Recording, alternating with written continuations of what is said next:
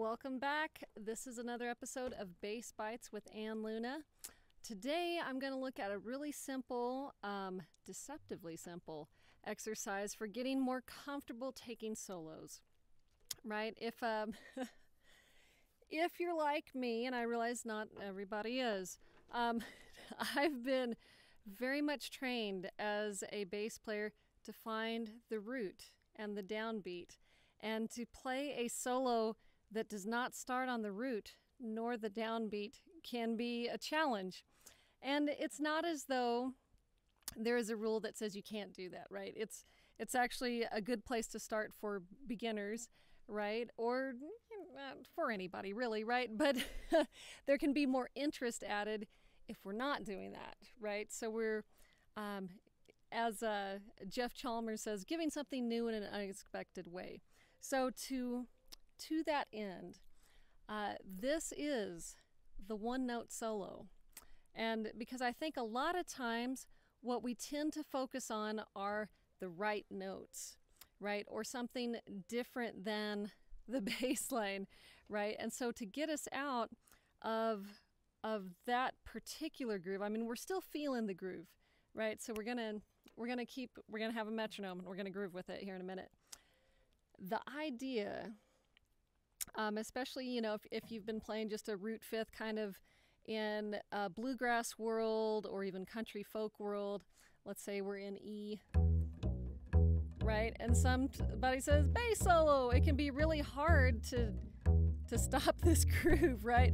Because for one thing, a lot of times the band drops out, right? And just leaves you hanging. So one thing you can get is if people do kind of chord softly in the background, that can really help. But if they do just leave you hanging, whatever the case, if you can keep your internal metronome going, that can help, right? But what we're going to practice is, one, breathing. And we're going to choose one note. We may choose a couple of them, different ones to illustrate our point. And what we're going to try to do is not just hit on the downbeat, right? So whether we're emulating a melody or a different rhythmic pattern that we want, say there's a triplet pattern or something like that, that can be great. So one, this will free up the fear of hitting the wrong note. You can even intentionally choose a wrong note, as in something that's not in the scale and that's going to sound dissonant. Part of the magic of this is that it frees up your plucking hand to experiment with articulation, right? Which is where a lot of the magic and personality of your playing comes through and that we're trying to develop. So this is a great exercise for that. For this particular experiment, I'm going to play 4 measures of just hitting a root 5, as though I'm playing like a bluegrassy folk tune or something. I'm going to be hitting on beats 1 and 3. So, you know, just a bump, bump, and I'm going to be an E. And I'm going to be hitting the E on the D string, the B on the A string with my index finger. And then for my one-note solo, I'm going to choose an F sharp. Just because, all right? Because it's not the root or the fifth or in the chord, right? It's because we're going to solo over an E. And it's just to hear that for a second, okay? And so I'm going to do this for a couple cycles where I'll do 4 measures of playing a beat, 4 measures of a solo. So I'm going to trade 4s with myself, which is kind of an interesting exercise in itself. So here we go. This is pretty bare bones. So 1, 2, here we go. So 1, 2, 3, 4, solo.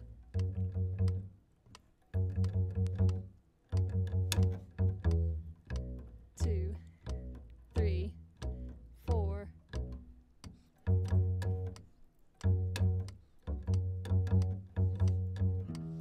So 1, 2, 3, 4, solo.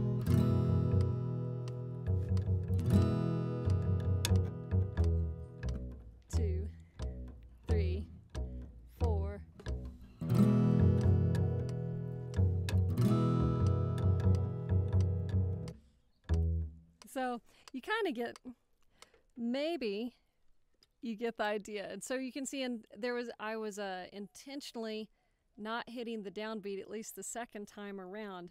So let me do that again, where we're going to like breathe right when it's like solo. Okay, so this can be part of the great exercise, right, too. So I'm going to try to exaggerate taking a breath and not coming in on the downbeat.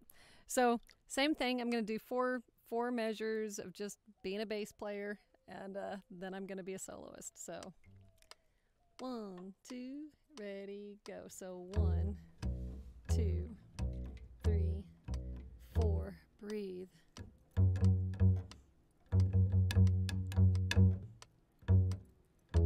2, ready, go. So 1, 2, 3, 4, breathe.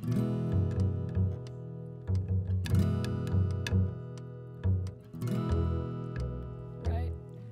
So, which reminds me, because you know, I can be messing this up, right? You know, I'm not perfect at this. I'm practicing things too with you. Is to record yourself and to listen back and say, did I actually come back in when I was supposed to? Because I'm questioning myself on that. So that is another great tip, is just to record yourself, right? And get comfortable listening back, even if it's just a little snippet like that. Okay, so this time I'm going to do the same thing, but I'm going to start on a different note. My one note, I'm going to choose a different note. So, and we're soloing over an E chord. So now let's solo over something that is in the chord, right? So I'm going to choose the third. So I've got a G sharp, right?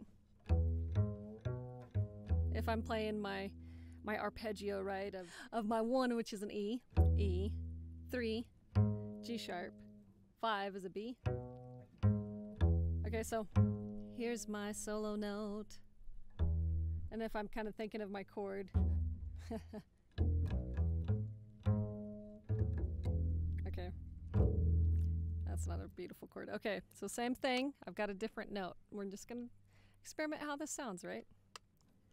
So 1, 2, here we go. So 1, 2, 3, 4.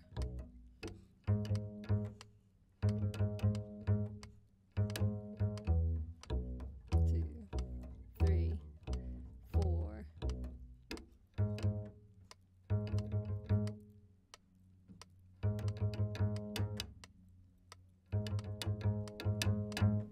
Go. So 1, 2, 3, 4. 2,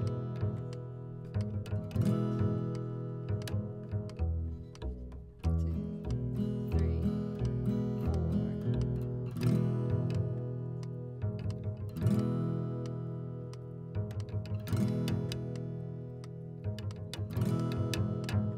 Right, I took a longer solo there, just because I wanted to kind of experiment there. Okay, so that's really the simple exercise, is the one note solo. So try this over like a jam track. You can try it at different tempos and different keys. Try different scale tones, and then listen back, and getting comfortable or familiar with dissonance is not a bad thing.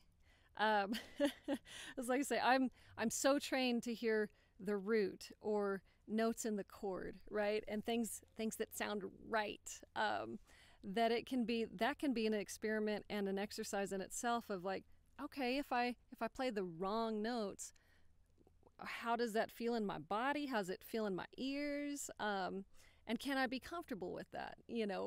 Or do I know, maybe here's really the deal, or do I know where I need to move to get back to a place that feels better, right? And so practicing things like the pentatonic scale or chord arpeggios can be nice for like safe notes, right? So we'll look at that in another bite.